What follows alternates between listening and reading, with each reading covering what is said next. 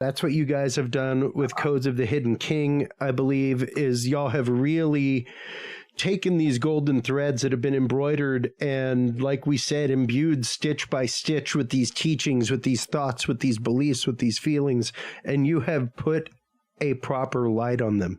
You have literally shown them to the world in a different way. So congratulations to all three of you.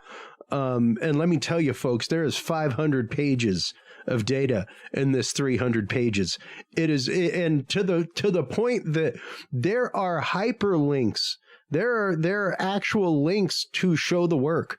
Okay. It's another thing to cite your work as you move throughout a piece of research. So the fact that you guys have done that is beautiful and amazing, Gretchen, because you really get to see where you guys are pulling this from, that you aren't just pulling these ideas and concepts out of your own, that you are leaning on the work of other people, that this is a true peeling back of centuries of data that has been esoterically hidden. We pray that you won't, this is a resource and meant to be artistic and to also restore balance between men and women.